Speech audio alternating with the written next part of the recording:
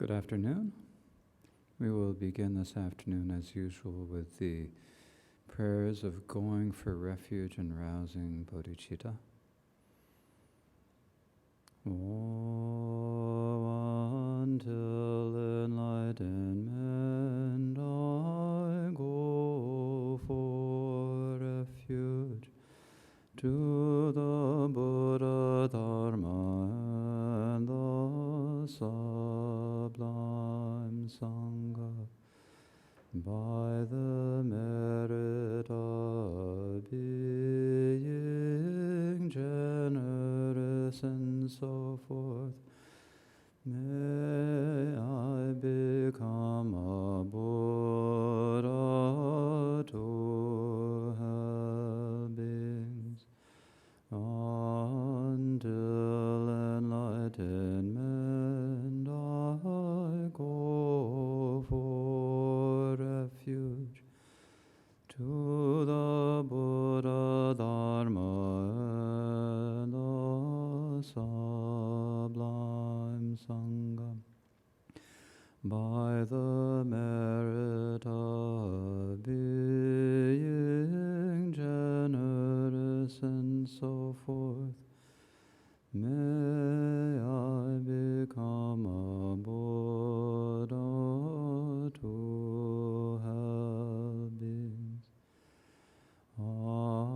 until enlightenment I go for refuge to the Buddha, Dharma, and the sublime Sangha, by the merit of being generous and so forth. May I become a Buddha to help beings. May all sentient beings be happy and have the causes of happiness. May they all be free of suffering and the causes of suffering. May they never be parted from the highest joy, which is free of suffering. May they dwell in the great equanimity that is free of attachment or aversion towards those near or far.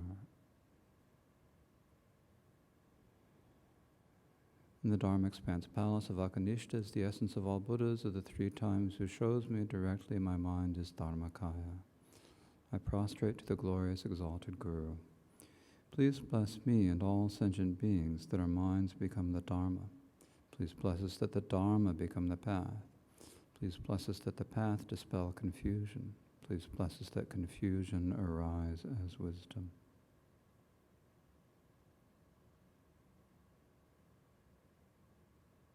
So now please think to yourself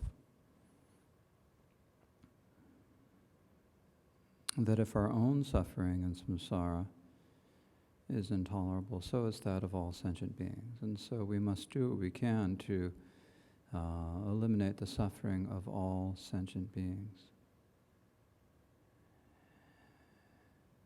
And the only way to do that is to bring them to Buddhahood, the state that is truly free of all suffering. And in order to bring them there, we have to get there ourselves. If you don't know how to do something, you can't show other people how to do it. And so therefore we also need to achieve Buddhahood ourselves, which means that we have to listen to, contemplate, and meditate on the teachings. In the end, we have to meditate, but of course we have to have confidence in what we're doing. We have to know what we're doing. And if we don't have real confidence in what we're doing, then we aren't going to then you aren't going to be able to really meditate effectively. And if in order to gain that confidence, we really have to change the way we think. We have to start thinking like, to parrot, in a sense, to parrot Khenpo David Karma Choephel. We have to become Dharma practitioners, truly Dharma practitioners, really change our focus. And that's not so easy. That comes down to our mind. And one of the things that's most important for that is looking at karmic cause and effect. When we look at karmic cause and effect, and we read about karmic cause, and we think about it, and generally kind of the way we usually think about it, we tend to think of it in terms of how did I get here, and then often it ends up being, I must be a horrible person. I must have done something wrong. I've got all these difficulties. I've got all these problems. And all our many of our, of course there are some difficulties that we make for ourselves, but it's not like that's necessarily our own fault. I mean, we're all ignorant. We have to recognize that we're ignorant sentient beings. This is why we're still here. If we were Buddhas already, we'd be Buddhas. We wouldn't need to take Abhidharma classes online. But we're still here. We're all sentient beings. So on a certain level, we have to recognize that we are in this position. We can look at it in terms of karma and say, I've got all these difficulties, I've got all these problems, I've got all these things that are happening to me, I've got feelings or emotions or things that I can't control, energies I can't control. And we might think to ourselves that this is because of something that we have done in the past. It's my fault because I did this karma. And if we are thinking in that way, then actually, it's a little, yeah, you can say sort of yes, but it's not actually very helpful. Because when you really think about karmic cause and effect, over an infinite number of lifetimes, we've done all sorts of things, and there's probably nothing. You can think of the worst people in the world that you've ever heard of. And frankly, we've all done things equally horrible in some lifetime or another. Not in every lifetime, thank you, but in some lifetime or other we have. When we think about the karma from our past, it's often actually much more helpful to think about the karma in terms of what has brought us here where we are. I mean, just the incredible fortune that here we are, where we've come into contact with the Buddhism. We are able to listen to the teachings of the Buddha. They've been passed down. Behind me there's a Buddha statue, and we can say that's not really the Buddha. That's only if we're not looking at it, it's not the Buddha. This is still something that reminds us of the Buddha. We can remind the qualities of the Buddha. And then on the either side of the statue behind us, there are all the paintings of the great masters of the Kagyu lineage. This doesn't exclude, of course, all the masters of any lineage, really, but the reason why we're able to receive these teachings now is that they've been passed down. And then our karma, no matter how horrible things seem to us right now, our karma has put us in this position where we've come into contact with it. And this itself is an extraordinary thing. We look at the number of sentient beings out there, and we can see all the animals, and we can see humans, and well, the animals have really got very little chance. Okay, we hear stories about birds who learned how to meditate from the 16th Karmapa, but that's really just a tiny, tiny fraction of all the animals out there. So if you're an animal, unless there's some extraordinary beings, such as the 16th Karmapa, who had a particular affinity for birds, then it's difficult. Even among humans, if we look at humans, so many people have such difficulty just finding food and clothing and shelter for themselves, that they can't even think about spiritual things. And even if they think about spiritual things, they aren't necessarily able to really come into contact with a genuine tradition that can lead them to whatever you call it, Buddhahood. Well, I'm taking a more ecumenical stance here. Whatever name we call it, Buddhahood, God, whatever, that can lead us to achieve that state. And then for us to have this opportunity to come into contact with Buddhism, the opportunity to practice, to feel benefits in this lifetime, and to recognize that these benefits are going to continue, not just in this lifetime, but in the future. And so in a sense, if we come here now, and we make the contact with the teachings of the Buddha, and we feel faith, even just once, even just one moment, that's an incredible thing, and we should celebrate that inside of ourselves. This is what karmic cause and effect means. That is a karmic cause that's going to lead to enlightenment, not just for us, but for everyone. And when we think about karmic cause and effect and the,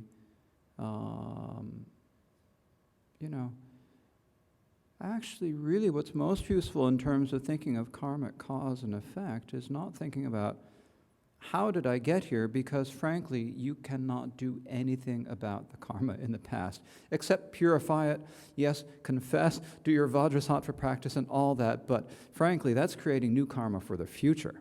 What you can do now is you can take control of your life. You can take control of this life and use it to make sure that not just now in this lifetime, but in the future, you're going to be able to continue to be in a position where you can practice a genuine spiritual tradition and achieve a true lasting result. This is up to us, and this is the really wonderful thing about karmic cause and effect. We don't need to depend on anyone else. We don't need to depend on any grace or anything from outside. No boon from Indra. No grace from a savior. Anything like that. We can do it ourselves. We have the capacity to do it ourselves because we all have Buddha nature. So we just have to work with the causes that we have. And that means we start now. You take these teachings on karmic cause and effect, and we realize this is a tool. This is something we can do, something we can, use to make our own future and the future of all other beings with whom we are in contact or have ever come into contact with. We can improve all of their lives and bring them all to happiness. But doing this requires that we have some sort of an understanding of karmic cause and effect. This is the basis. You have a good cause, you get a good result. Bad cause, bad result, basically, to put it really simplistically. Now, because we have had an infinite number of actions in the past, and many of them are yet to ripen, and we are doing causes now, and there's incredible interplay of causes and conditions, you can't put it in some sort of a simplistic way of saying, now I'm always practicing good, so now everything's going to be hunky-dory from now on, because there are things that you have done in the past that are going to ripen on you, and you are going to experience difficulties on the path. We only have to look at the stories of the people who have achieved Buddhahood in order to see that. You can see the story of the Buddha Shakyamuni in his last lifetime, if you look at it in terms of the Great Exposition. He went through terrible hardships. He went through 6 years of starving himself doing austerities on the bank of the Naranjana River. I'm not sure if that's a suffering because of past life. Actually, it wouldn't be. But he did experience suffering in his last life, if we look at it in terms of the Great Exposition. And he certainly experienced suffering and underwent difficulties in prior lifetimes. He spent 7 days standing outside of a cave on one leg, praising the Buddha Tishya, knowing that it was difficult. And because he did that, he was able to achieve enlightenment. In the Kagyu tradition, we've got Marpa, who risked his life multiple times to go to India and underwent tremendous difficulties to bring the Dharma back to Tibet. And then that Dharma has now been passed down to us. Or you look at Milarepa. I mean, if you talk about undergoing difficulties for Milarepa, It's like he went through all three in uncountable eons worth of difficulties in a single human lifetime. And as a result, he was able to achieve, Buddhahood in that one lifetime. But he had to go through incredible difficulties. And there are many other stories from other traditions. So when we practice, we're going to have difficulties, we're going to have hardships, but we should take heart because we can know that we can become just like these great masters. We should always keep that in mind. So in this way, with that motivation of thinking that by really understanding these teachings on karmic cause and effect, we can actually do things to improve ourselves and achieve Buddhahood and then bring true benefit for all sentient beings, just as the Buddha, just as Marpa, just as Tsongkhapa, or Sakya-Drapa Gyaltsen, or Guru Rinpoche and Vairochana, and all the masters of all the Tibetan traditions, not to mention the masters of all the other traditions. We can do exactly like they did if we use this opportunity to do our practice. And that's why we need to understand karmic cause and effect. So thinking in this way, with this motivation of bodhicitta, please listen to these teachings this afternoon.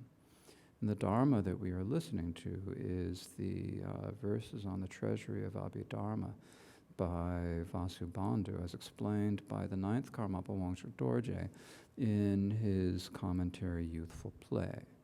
And so in this, we're talking about the fourth area, the teachings on karma. And after a brief teaching on how everything arises from karma, there are the three main sections of the chapter, including the understanding karma itself. That's the main part, and in that has three sections: the karma, the identification of karma, then presenting karma as taught in the Great Exposition tradition, and then the present explanation of karma according to the sutras, which is the passage that we are discussing now. And this has the general teachings and the specific explanations. So in the general teachings, there are four topics: classifying in terms of the cause and result, teaching the many enumerations of karma, which karma has how many results, and other presentations of karma. So we have completed the first and are talking about the second, teaching about the many enumerations of karma. And in terms of that, there is classifying in terms of function and then explaining karmic paths in particular. And so explaining karmic paths in particular, we have an explanation, several explanations of them. We're talking about the first of them, the characteristics of each karma, which also then ends with a longer section explaining wrong view in particular. And so wrong view, and so that is the section where we have come now. And this is at the bottom of page 350. So where this is kind of picking up in terms of the commentary is yesterday we spoke about the 10th karmic path as the 10th non-virtuous karmic path as being wrong view. We spoke about the different types of wrong view. So the denial of cause, denial of result, denial of function, denial of the existing things, and I thought there were 5. 1, 2, 3, and I'm only seeing 4 in the commentary. At any rate, we talked about wrong views yesterday. I said 5, and I enumerated 4 yesterday, I'm sure, because I had it stuck in my mind that there were 5. At any rate, so we're talking about wrong view, and I did have a bit of a rant about wrong view yesterday. I don't know if I need to rant again today. I might later. But one of the big dangers of the wrong view is that it does what we call severing the roots of virtue. And this is a pretty bad thing, because when you've severed the roots of virtue, then it's really hard to do anything virtuous. You can't, without any virtue, if you don't have any roots of virtue, how can you do anything virtuous? So when we think about the roots of virtue, what is it that severs the roots of virtue? And here it is, what severs them? The nihilist view severs the roots. So it's the nihilist view. So we can talk about different types of different types of wrong views. Then basically we'd say there's nihilist and eternalist, to put it simply. The eternalist view, such as a Christian view or a Muslim view or Islamic view, I should say, or any view where you say that in a future, that there's a, if you say there's a permanent soul, a permanent being, so some of the Orthodox Hindu views and so forth, if you say the permanent soul, and you want to have good things, you want your soul to end up in a good place, and you don't want to end up in a bad place, you can still do virtuous things, because you'll do virtuous things in order to be born in a good realm. And so for this reason, we can see that there are many Christians and Muslims and Hindus who do virtuous things in order to be reborn in a good place. And that's excellent. So the eternalist view does not sever the roots, but the nihilist view does. And in particular, we're talking about the denial of the causes and the denial of the results. So we spoke about these a little bit. So the denial of the causes is denial of offerings and basically practicing generosity or other good things, saying that there's no point in doing it. The causes, it's not a cause of anything. And then denial of result is saying that if you do virtue, there's no fully ripened result of karma. When you're dead, and how can there be any ripened result of karma? So this is, the type of view that will sever the roots. And so this is, as it says in the commentary, the nihilist view that there is no cause and result from the 10 non-virtues. In other words, that when you kill, it has no results, or when you abandon killing, it has no results, and so forth for all 10. Severs the roots of virtue. Now, the roots of virtue, what we mean by the roots of virtue are what we spoke about before, right? We have non-greed, non-hatred, and non-delusion. These are the 3 roots of virtue. So they're kind of what get us to do virtuous things. They kind of guide us to do virtuous things. That's why they're called the roots of virtue. So the others, other wrong views are exclusive of virtue. For example, denying that they're Buddhas and so forth, that is exclusive of virtue, but it doesn't sever the root of virtue. For example, you could have a good Christian, since we're in a Christian country, or a Western country right now. We, say that you have a good Christian or a good Muslim, whatever. I guess it doesn't really matter who says there's no such thing as a Buddha, but they can still do virtuous things and will gain a result from that in the future because they're doing virtuous things. However, but when we're saying, here the problem is that Vasubandhu is saying here that it's the nihilist view that severs the root. But actually in the Abhidharma treatise, this is the treatise on designation, says, well then, what are the great roots of non-virtue, you say? The roots of non-virtue are that which severs the root of virtue, and that which is discarded first of all by those who attain detachment from desire. So these are the greed, hatred, delusion, these 3 roots of virtue that they're thinking. And here in this quote, it's saying that they are what destroy the roots of virtue. So now, isn't this contradictory? One is saying that it's the greed, hatred, and delusion, and the other is saying it's wrong view. So is this not contradictory, you said? It is not contradictory. The intent of this is that the roots of non-virtue lead to wrong view. So it's your greed, hatred, and delusion, in particular delusion, that leads to a wrong view. And that wrong view is what actually destroys the roots of virtue. Because you can have greed, hatred, and delusion and still have roots of virtue. But when you have these strong roots of virtue, then the strong wrong view, then it does, then it can destroy the view. So therefore, it is like saying that the thief who set the fire burned down the town, even though he himself was not the actual combustion. So, like the arsonist burnt down the building. No, it wasn't the arsonist, it was the fire. It's like saying it's guns kill people, not people. To make an American joke. The Canadians in the audience aren't laughing as much as the Americans.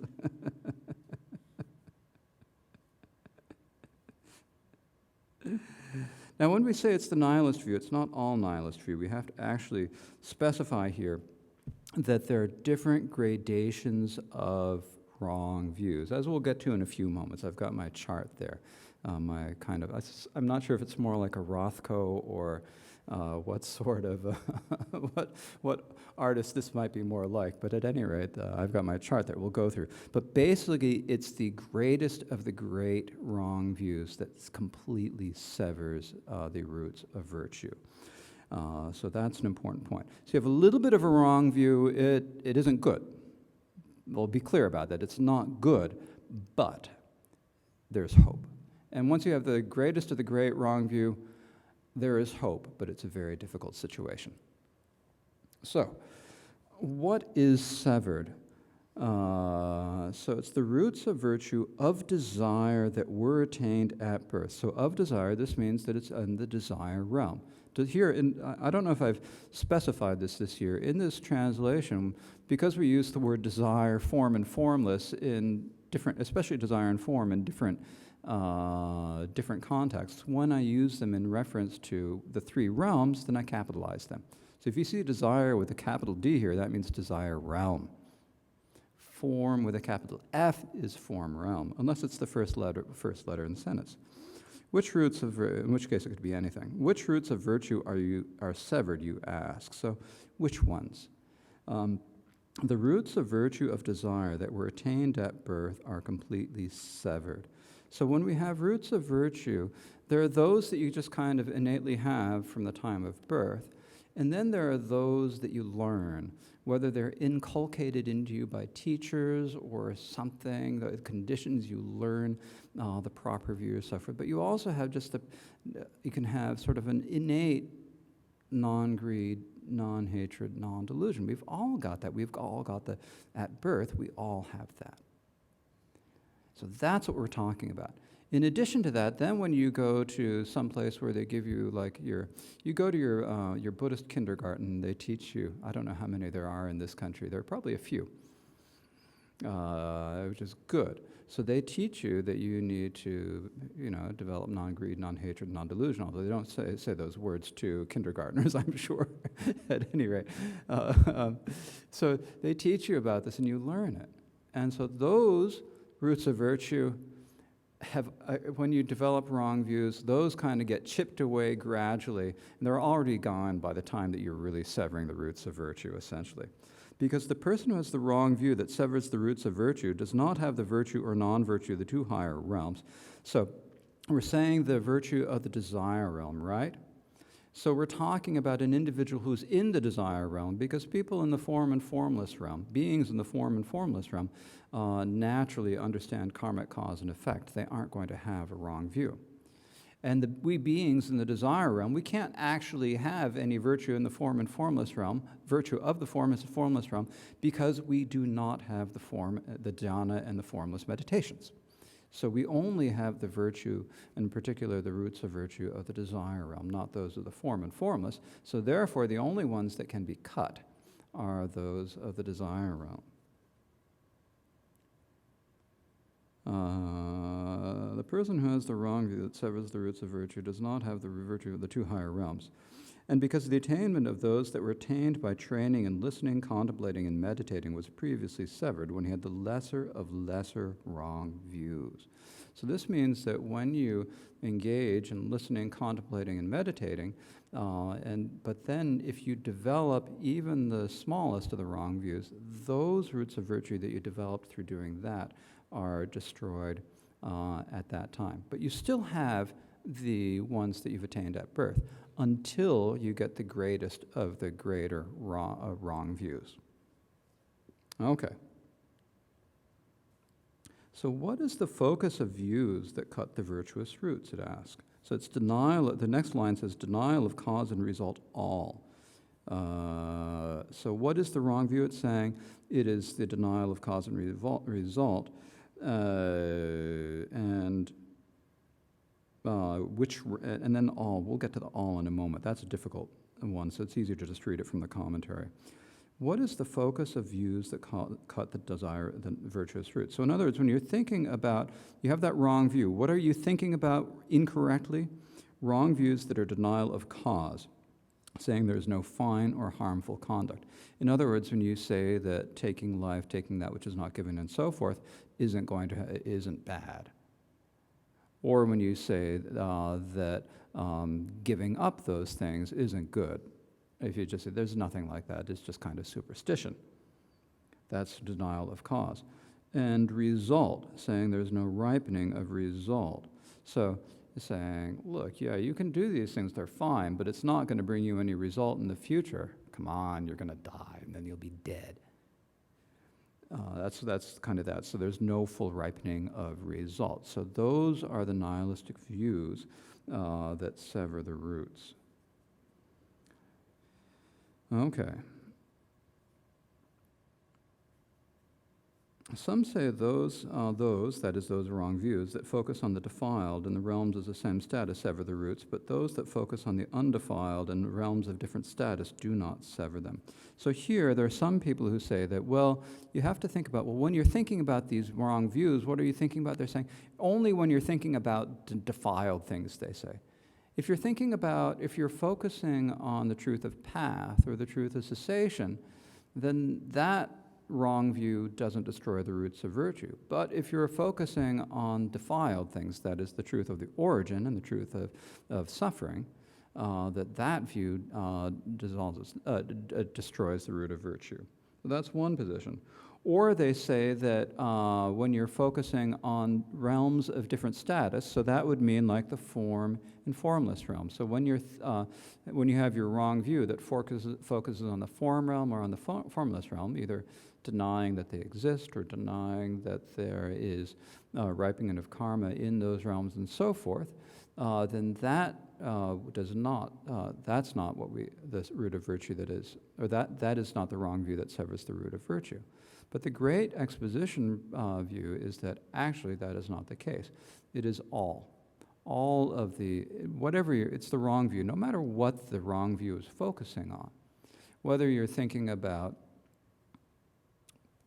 the truth of suffering and origin, which of course, at that point when you have the wrong view, you don't even recognize as the truth of the origin. You just think it's basically a wrong view about all the things that you interact with in your daily life, yourself, your friends, your family, your things, the world, and all that. It's just having wrong views and saying that there's no cause, there's no result, there's no karmic cause and effect. It's all just going to end at death and so forth. That's the karmic cause. That's the wrong view that we're speaking about. So it's all that affects the focus on the same or different status or on defiled and undefiled, sever them. So even if you were that person, when you think about the truth of cessation or the truth of path, you say, come on, that can't be. You hear about the Noble Eightfold Path and some Buddhist thing, it's just superstition, you say. And that is also part of the wrong view that we mean. Also, when you're thinking about the karma that would ripen in the form realm, like the dhyana meditations, there can't be dhyana meditations, come on. That's that sort of view. Or the idea that you can do a meditation and then be reborn in a higher realm, how can that happen? So that sort of view is also the type of wrong view. So basically all the wrong views, no matter what you are thinking about in the world wrong view, in terms of the denial and cause and result. So it's all denial of cause and result. So then the next question is, how are they severed? Gradual. Some say that like the discards of seeing, the roots of virtue are severed at once. So we went through we had our chart a few days ago, so now I have another chart today, but this one's simpler. But the chart with the path of seeing and the discards of seeing and all this. Well, the discards of seeing, when you do go through them, of course there are 8 sets of discards that you go through in the path of seeing, but each of those sets of discards, you get one bit of wisdom, and then you discard that whole set. All 9, all of them all at once. There's no like gradations, like one wisdom, one abandonment. But here, this is different. This is more like the path of meditation.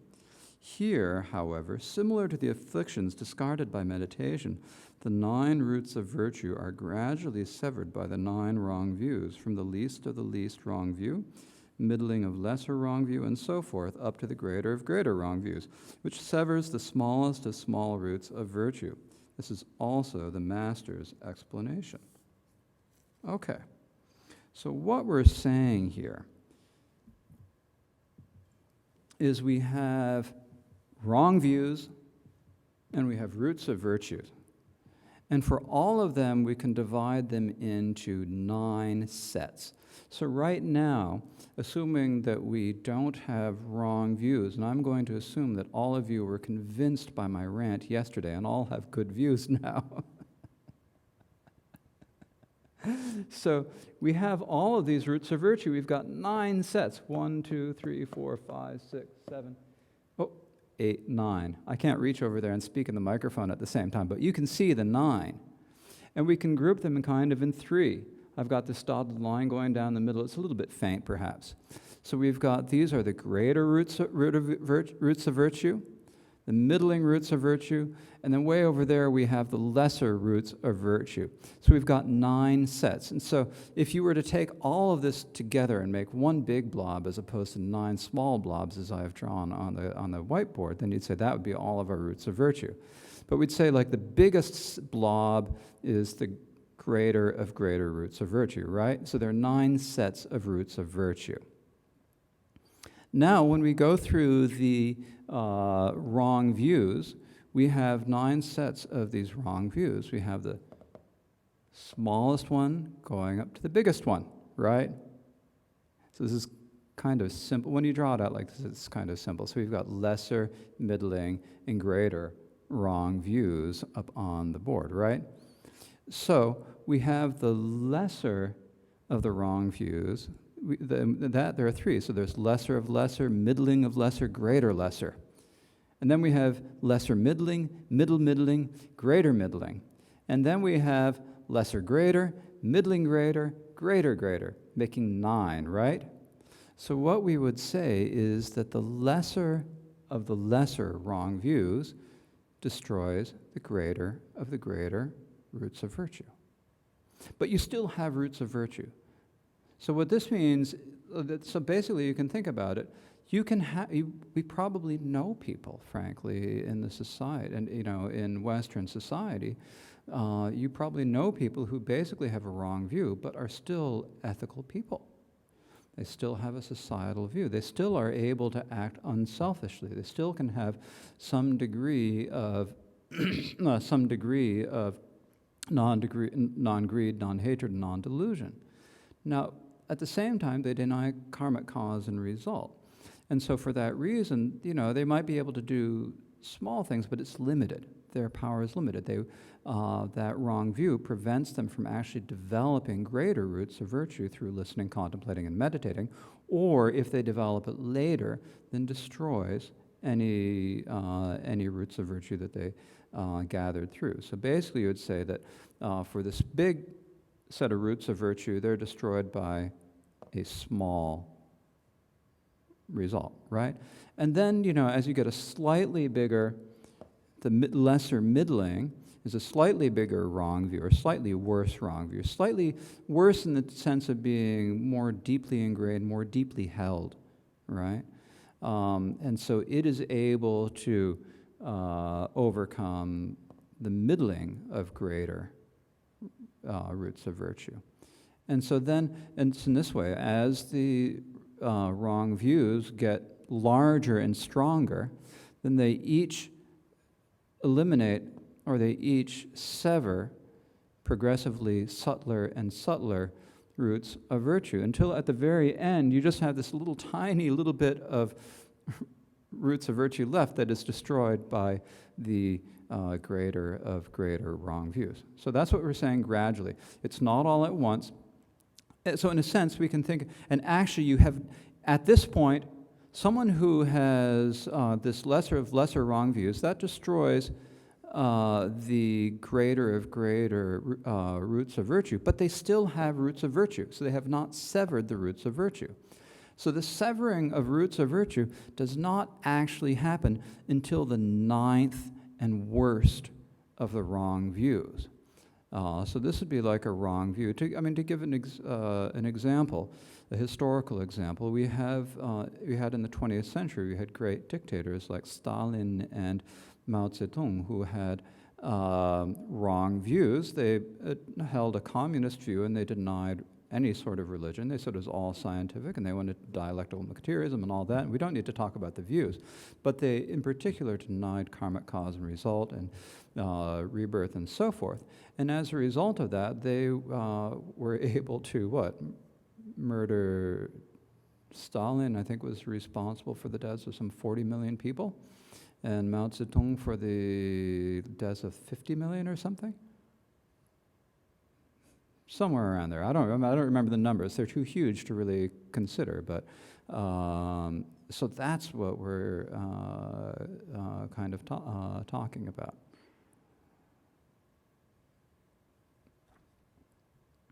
So who is it?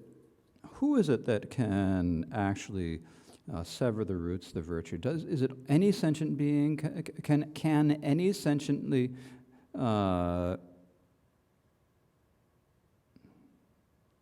Can any sentient being sever the roots of virtue? And the answer is no.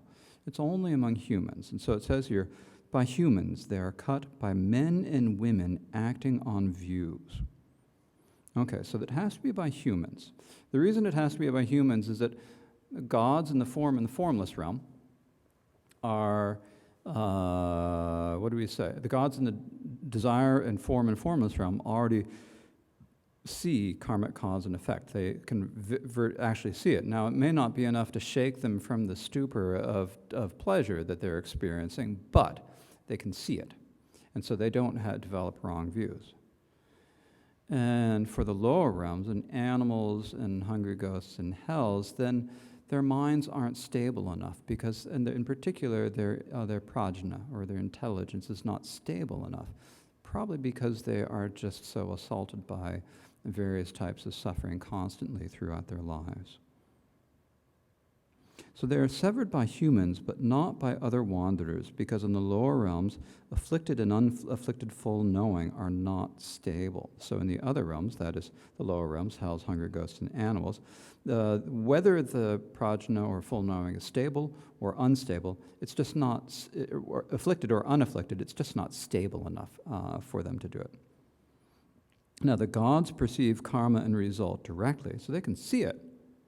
They know how they got to be in the God realm, and they're enjoying it now. And in unpleasant sound, there is no intention to perform misdeeds, so they are not severed there. So unpleasant sound is the northern continent that sounds like a utopian paradise. So there's no in northern unpleasant sound, no one has any intention to do anything wrong, so no one worries about this, so they don't have the wrong views, at least not manifestly. Thus they are cut or severed by men or women of the three continents. So the three continents are the eastern superior body, southern rose apple land, and western bountiful cow, and by men and women. This is an important thing. So basically men and women are equally able to do bad, and they're equally able to do good.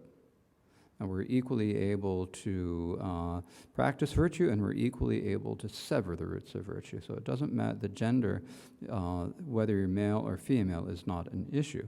However, the sexless neuters and so forth do not sever them. So for people, people who, anyways, sexless are those who have from birth don't have a specific gender. Neuters are people who've been neutered and so forth, or hermaphrodites don't sever the roots of virtue. And the reason for that is that they've got, it's said in the scriptures that they have very strong craving. And craving is actually not as stable as, because, craving changes over time. It's there and it's not there, it's there and it's not there. And so for that reason, craving is not enough to sever the roots of virtue because it's not considered stable. So among them, that is among the sexless neuters and so forth, craving is very powerful, so they do not cut them. They do not cut the roots of virtue, because they have unstable intentions, like beings in the lower realms. So here it's not a question of intelligence, it's a question of the question of desire or attachment. Craving is also attachment to who you are and what your identity is and all that. The roots are severed by those who act on strong views because they have stable, sinful intentions and are ensnared by wrong virtue. So you have to have like this really strong view. It's not just, and this is not just for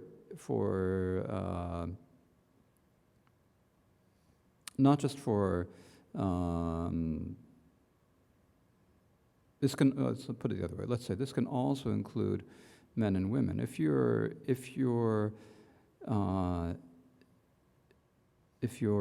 wrong intentions, if your greed, hatred, and delusion, if your wrong views are primarily motivated by desire, then that is not stable. If your wrong view is motivated by some sort of a strong idea, this is how it is, there is definitely no future lives, and for this reason, blah, blah, blah, you have this really stable, that gets to be a very strong sort of view. And so that is going to,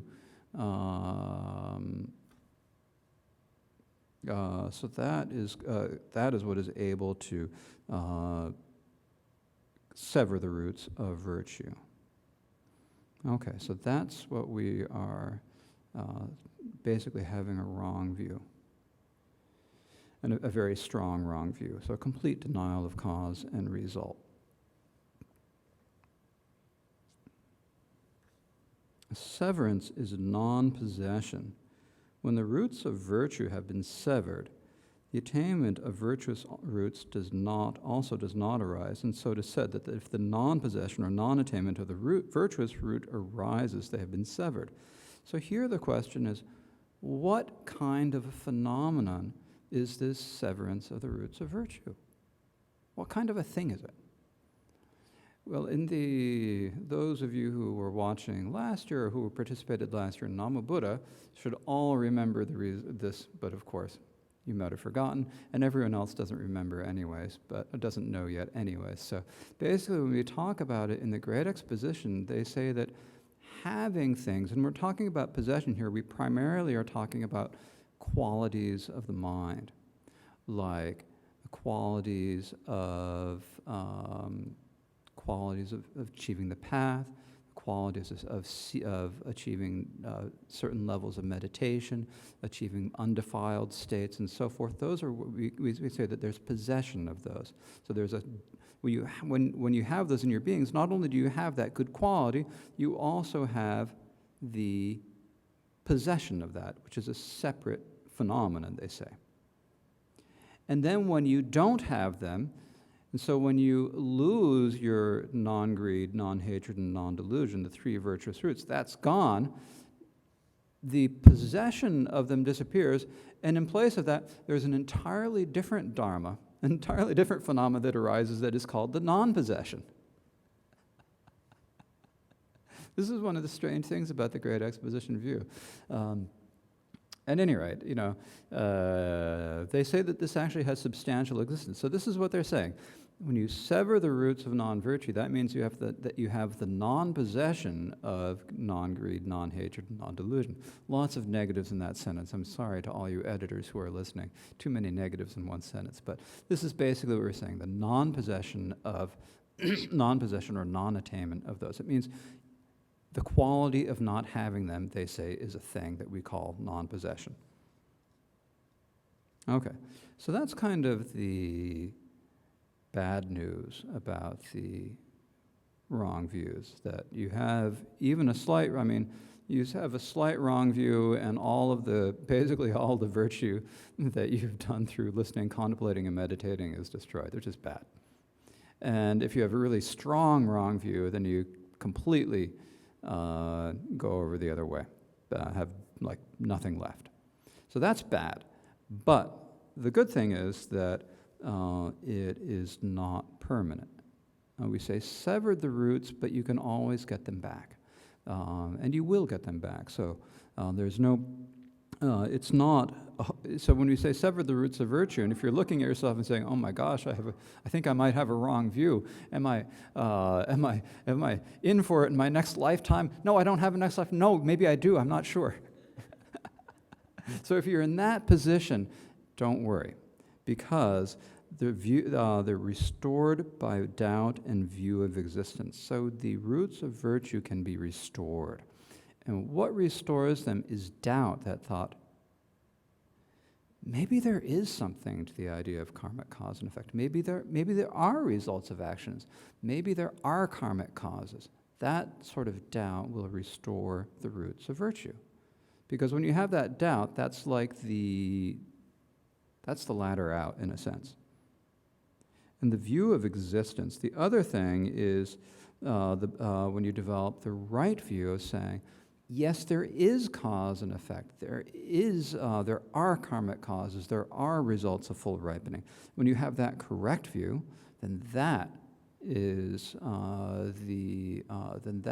automatically restores the roots of virtue. Okay, so basically, if you've been feeling downcast for that reason, no need to feel too downcast, but just at least have doubt, please. Okay, I better put this away. Have doubt, or I'm going to whack you. All right. So how are the virtuous roots restored? What was severed, that is the non-greed, non-hatred, non-delusion, is restored when doubt about cause and effect arises. In other words, when you say, well,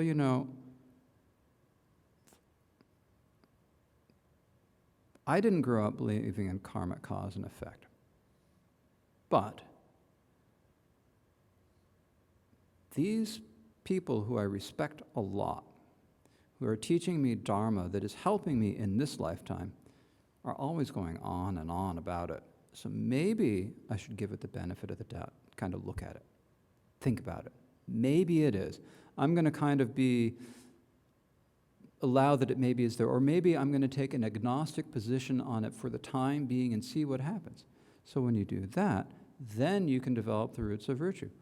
And so the reason for that is pretty simple. I mean, if you think about it on a psychological level, when you think, maybe it is, then that is actually allowing you to have the space to say, yeah, it is or it isn't, to look at your own experience and examine for yourself.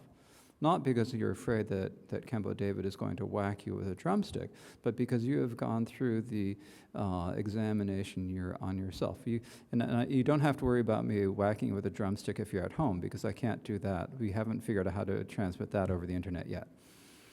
So the studio audience, they're a different matter. At any rate, so when you have that doubt, then or at least an agnostic position, then you can look at the evidence fairly. If you have already decided there can't be, then there's no way you can look at the evidence fairly. If you want to be able to evaluate a question and be able to come to an answer, you have to have some ability to kind of say yes or no. And if you've completely decided already, there's no way for that to happen. So if this has been an issue that you've had trouble with, don't force yourself to believe, but have an open mind and think about it. And do some research. Think about the things that I ranted about yesterday. Cause and effect. And when the correct view arises that believes in the existence of cause and effect. So if instead of going through the stage of doubt, you immediately have some sort of aha moment where you say, yes. For example, you have severed the roots of virtue.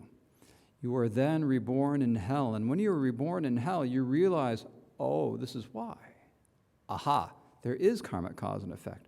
Then at that point, you've restored the roots of virtue. But it may not be manifest while you're in hell. At that time, their attainment arises, which means the roots of virtue's attainment arises, which is called the restoration, which means that they're there, so then there is the attainment of them. There's that other quality of them being possessed. And so when that is present, then it's said that they're restored, according to the Great Exposition. When that arises, the attainment of the 9 attained upon birth arises simultaneously. but they become manifest gradually, just as a patient recovers his strength gradually. So when you restore them, say you have completely severed the roots, you've had a horribly strong wrong view, and then you feel doubt, then all of these roots of virtue come back right away. However, you aren't really able to use these ones yet. It's like when you have just recovered from an illness, and then you finally are recovered from the illness, but then you have to recover from being sick. You're already better, but it takes a while to get your strength back to being back where you were. There's the issue of having been sick for a while and losing strength and deconditioning and all that. So it takes a while to get back. So you're sick, and then it takes a while to get back to full health afterwards.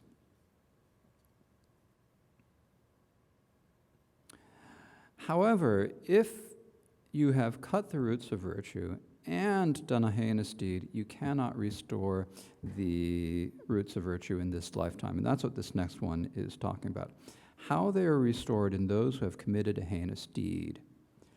Verse 80d, who've done a heinous deed not here. If one has not done a heinous deed, the roots can be restored in the very same lifetime. But the virtuous roots of individuals who have done a heinous deed cannot be restored here in this lifetime. Now, you don't necessarily have to have a wrong view to do a heinous deed. And you don't necessarily have to do heinous deeds if you have wrong view. They're not the same thing. But if you have both of them together, then you cannot restore the roots of virtue in this lifetime, according to the Great Exposition. In the Mahayana, it may be a little different, but in the Great Exposition view, it is definitely that you cannot restore them in this lifetime. So if they were severed by conditions, they will be restored in the between state before birth and in hell. So this means conditions are like, if you developed your wrong view because someone else said to you, hey, there's no karmic cause and result, blah, blah, blah, blah, and convinced you, and then you kill your mother. So because you've killed your mother, you're going to be reborn in the incessant hell in your next lifetime. So when you die in this lifetime and you realize that you're on the way to the incessant hell, and then you realize that this is happening because you killed Mom, then at that point, the roots of virtue will be restored because you're seeing karmic cause and result. So that's when it's kind of a lesser wrong view that's from conditions. And if it's severed by causes, that is when you think of it when it kind of comes up naturally on your own, when you just naturally have this wrong view. You don't have to be educated, but you just don't believe it. For whatever reason, you don't believe it. Then they are restored when about to die and transmigrate for hell. So for that person who has these has severed the roots of virtue and due to the causes, and has committed this one says killed their father. Then they die in this lifetime. They go to hell and they stay for their long lifetime in the incessant hell. And then when they're about to die in hell and then be reborn in their next lifetime, then at that point they understand that there is cause and result, and then restore the roots of virtue. So in this way, there are 4 possibilities of those who have severed the roots of virtue and those who are destined for the mistaken. So destined for the mistaken is a term that we use for people who've committed heinous actions, the 5 heinous actions, who are destined to be reborn in hell. There's a difference. So there's that group of people, and then there are people who've severed the roots of non-virtue, but have not done, who may or may not have done the heinous actions. So the first is someone who has severed the roots of virtue, but has not done a heinous action, is Purana Kashyapa and the other 5 logicians. So these are the non-Buddhist teachers who got jealous of of the Buddha and challenged him to a contest of miracles, which they promptly lost. The miracles are described in a later chapter. I can't remember if it's the 7th or the 8th chapter. At any rate, we'll get to those next year. But basically, these people had wrong views, and so they'd severed the roots of virtue, but they had not done heinous views. So they have severed the roots, but they are not destined for the mistaken.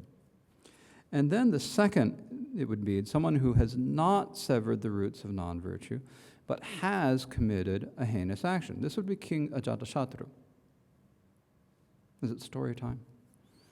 So King Ajatashatru was the son of Bimbisara, who was the king of Magadha, and his capital was in Rajagriha. He was a great patron of the Buddha. And so Ajatashatru was his son.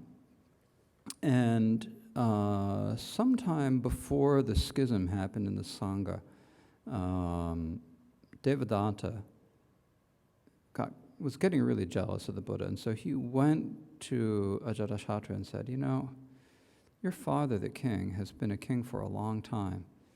He's getting old, but he's not ready to die yet. When you aren't going to become king until you become too old to enjoy it, you should get rid of him now.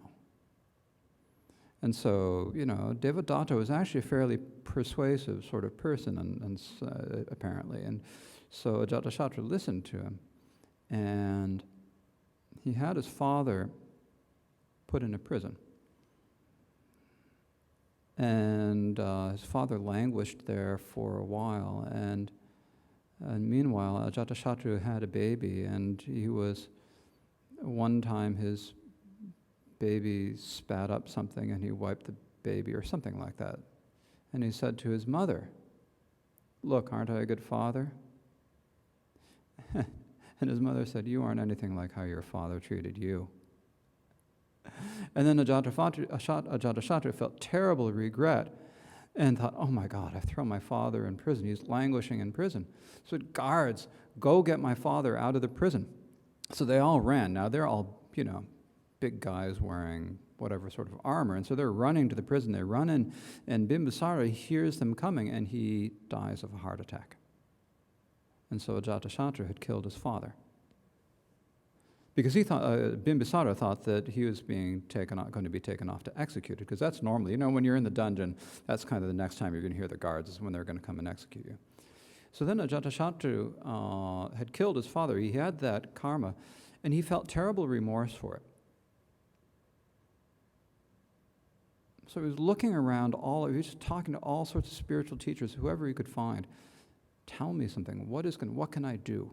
What can I do? And how can I help this? And none of them gave answers that satisfied him. And then he finally went to the Buddha.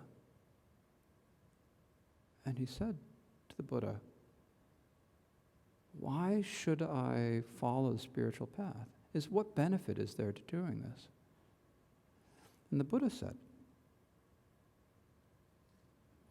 if there were, I'm not going to get this, the details are going to be wrong, the sense is more or less okay, so the details are not quite right, but if there were a farmer who then became a bhikshu, went forth from home to homelessness and became a bhikshu and was walking along the roads, and you saw that bhikshu, what would you do? And the king said, I would get off of my chariot and I would bow to this bhikshu. And the Buddha said, is that not a result of the spiritual life? And then the Buddha said, if there were, I don't remember what the next one was, maybe a barber. And the barber went forth from home to homelessness. And you saw this barber walking along the road as this bhikshu walking along the road who had been a barber. And you saw this bhikshu, and then what would you do to him? I'd get down, I'd offer him something or prostrate to him. And the Buddha said, is that not a result of the spiritual way? And then the Buddha said, if there was a blacksmith. I don't remember. Anyways, they're all lower caste people, and there were 4 of them. So there's a blacksmith who came and who became a bhikshu and went forth from home to homelessness, followed the spiritual path. And you saw him sitting and meditating. What would you do? More or less. I'm getting the details wrong. And the Ajatashatru said, I would pay him my respects. And then the Buddha said, is that not a result of the spiritual way? Ajata was thinking, yes, that would be a result of the spiritual way. Isn't that good? So taking someone who had been low and mean, whom the king would never even thought about, and making them into someone who was worthy of respect. Then the Buddha said, now imagine that you had a farmer who went forth from home to homelessness and practiced the spiritual way and achieved the result of stream entry, and then went through the stages of once returner, non-returner, and manifested the state of arhatship. What do you think of that? And Ajatashatru said, that would be wonderful. And the Buddha said, is this not a result of the spiritual way? And so with that, then Ajatashatru realized it. That's what we're talking about. So the first 3, there are 4 individuals in the story. Now the whole story, as it's related in the text, takes like 40 or 50 pages. It's one of the interesting stories in the Vinaya, of which there are several, quite a few. But basically, it comes in that 4th one. So the first 3, Ajatashatru did not have the ability to appreciate. If the Buddha had said right away, well, you can become an arhat, Ajatashatru would have said, what's that? But because the Buddha first said to Ajatashatru, knowing Ajatashatru and Ajatashatru's needs, he said, there's this worldly result, there's this worldly result, there's this worldly result. And then finally, when he knew that Ajatashatru really had thought about it and he was ready, then he said, there is also this result of arhatship. And Ajatashatru believed in it. And after that, Ajatashatru became a great sponsor of the Buddha. So he was someone who had committed a heinous act, but who had not severed the roots of non-virtue. So then the third is Devadatta. So Devadatta, from the time they were children, he had been jealous of Siddhartha Gautama, who later became the Buddha. And so after that incident with Ajatashatru, he eventually fomented a schism in the Sangha. He also hurled a rock down a mountainside with the intent of killing the Buddha, but it only hit the Buddha's toe and caused the Buddha to bleed in his toe, and the Buddha appeared as if he were injured. So that was one of the heinous acts that Devadatta had done. He later also murdered an arhat, and then he caused the schism in the Sangha. So he had 3 heinous acts. And he had very stable wrong views. So finally,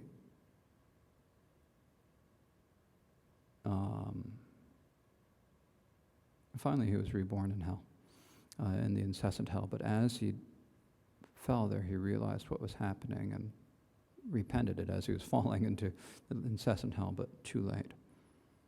So the 4th is people other than those. So that means people like us, except for all of you who may have committed one of the 5. If there are any matricides or patricides, I shouldn't be joking about this. But most of us are in this 4th category. We have not severed the roots of virtue. We have not done the heinous actions. And so we're in that 4th category. So the important thing here, the main lesson for this is that it's important to keep an open mind and take your time. It takes a while to develop a right view in Buddhism. And if you immediately adopt it because you think it's right, it's not going to be stable. This is why we always talk in Buddhism about needing to really examine the teachings for yourself, think about things, examine it, think, use your minds, use your brains. Don't accept it just because some teacher. The Dalai Lama is always saying the same thing. So you shouldn't accept anything just because the Dalai Lama or the Gyowan Karmapa or Trungpa Rinpoche or some other great master said.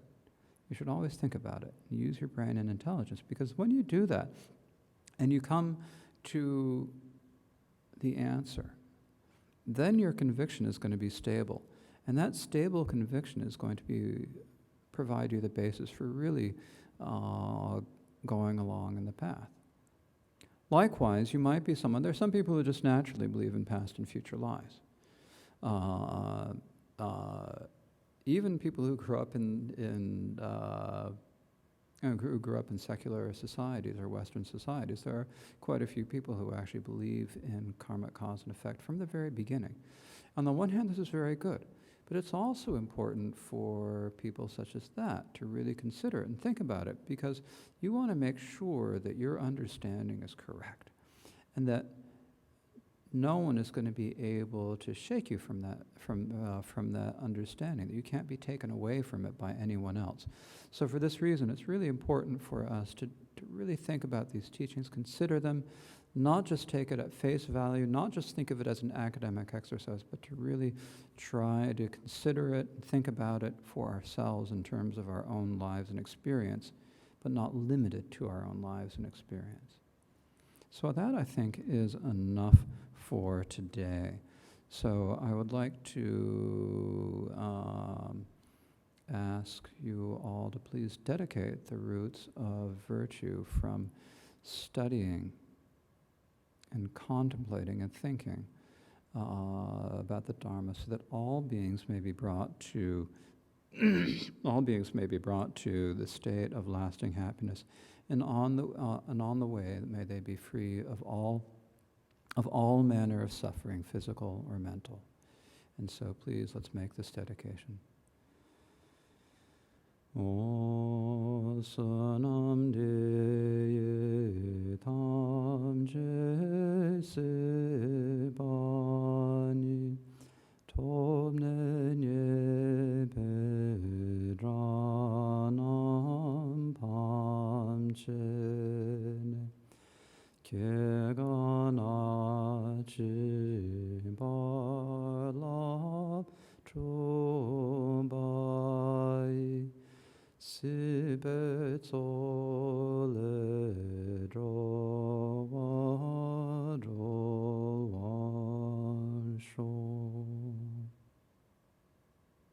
Thank you.